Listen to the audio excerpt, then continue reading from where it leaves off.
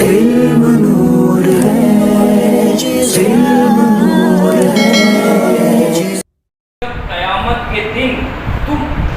کے دن اس کی دہشتوں اور گھبراہٹوں سے نجات پانے والا تم میں سے وہ شخص ہوگا جس نے دنیا میں مجھ پر بکثرت یعنی سب سے زیادہ درود شریف پڑھے ہوں گے۔ پیارے اسلام بھائی، اس میں بتایا گیا ہے، نبی کریم صلی اللہ علیہ وسلم نے فرمایا جو زیادہ درود شریف پڑھیں گے، تو یہ زیادہ درود شریف کتنے عدد کو کہا جائے گا؟ 100، 500، 5000، 10,000؟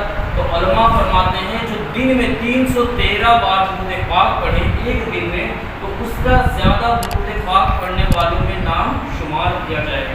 پیارے پیارے اسلامی بھائیوں، ایک حکایت سنتے ہیں حضرت سیدنا صالح مرری رحمۃ اللہ تعالی علیہ کہ آپ رحمۃ اللہ تعالی علیہ ایک اجتماع میں اپنے بیان کے دوران سامنے بیٹھے ہوئے ایک نوجوان سے فرمایا کوئی آیت پڑھو، تو اس نے سورۃ المؤمنون کی آیت نمبر 18 کی تلاوت کی۔ اعوذ باللہ من الشیطان الرجیم وانذرهم یوم العاصفۃ اذ القلوب لدى الحناجر قاصمین ما للظالمین من حمیم ولا شفیع یطاع۔ ترجمہ کنز ایمان، اور انہیں ڈراؤ اس نزدیک آنے والی آفت سے کے دن سے جب دل گلوں کے پاس آ جائیں گے غم میں بھرے ہوئے، اور ظالموں کا نہ کوئی دوست نہ کوئی سفارشی ہوگا۔ اللہ اکبر۔ یہ آیت مبارکہ سن کر آپ رحمۃ اللہ تعالی علیہ نے فرمایا کوئی ظالم کا دوست یا مددگار کس طرح ہو سکتا ہے، کیونکہ وہ تو اللہ پاک کی گرفت یعنی پکڑ میں ہوگا۔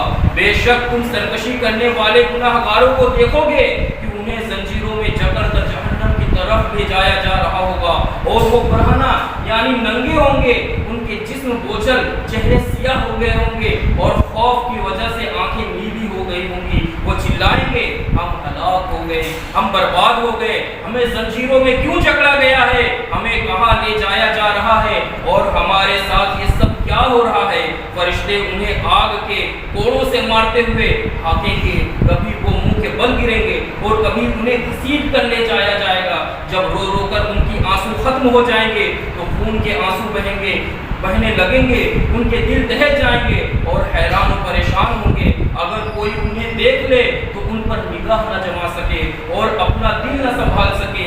یہ ہولناک منظر دیکھنے والے کے بدن پر لرزہ طاری ہوگا، اس کا دل پردرد ہو چکا ہوگا۔ اور آپ رحمۃ اللہ تعالیٰ نے یہ بیان کر کے فرمانے لگے اور رونے لگے، دیکھ کر حاضرین بھی رونے لگے۔ اتنے میں ایک نوجوان کھڑا ہو گیا اور کہنے لگا یا سیدی، اے میرے سردار، کیا یہ سارا منظر قیامت کے دن ہوگا؟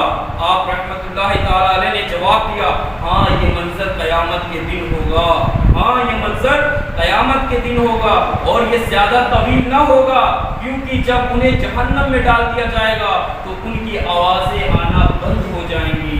یہ سن کر نوجوان نے ایک چیخ ماری اور کہا افسوس، میں نے اپنی زندگی غفلت میں گزار دی، افسوس میں کوتاہیوں کا شکار رہا، افسوس میں خدا باری تعالیٰ کی اطاعت و فرما برداری میں سستی کرتا رہا، اب میں نے اپنی زندگی بیکار ضائع کر دی۔ یہ کہہ کر وہ رونے لگا۔ کچھ دیر بعد اس نے رب کائنات کی بارگاہ میں کچھ اس طرح دعا کی، اے پروردگار عالم، میں گناہ گار تو ہوں، توبہ کے لیے حاضر دربار ہوں، مجھے تیرے سوا کسی سے کوئی سروکار نہیں، گناہوں سے معافی دے کر مجھے قبول فرما لے، مجھ سمیت تمام حاضرین پر اپنا فضل و کرم فرما، اور ہمیں جود و نوال یعنی عطاؤں بخشش سے مالا مال کر دے۔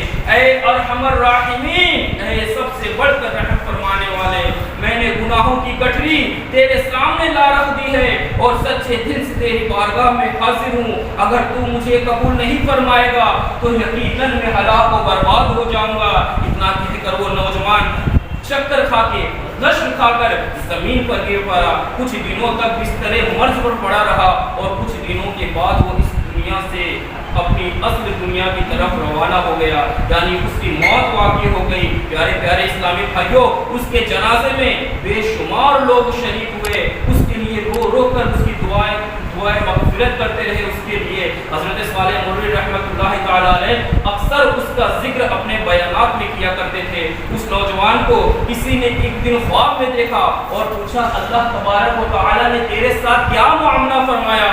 तो उस नौजवान ने कहा हज़रत सालेह मुर्री रहमतुल्लाहि तआला अलैह की इज्तिमा में शिरकत करने की वजह से मुझे उसकी बरकत हासिल हुई और मेरे तमाम गुनाह माफ़ करके मुझे जन्नत में दाखिल कर दिया गया।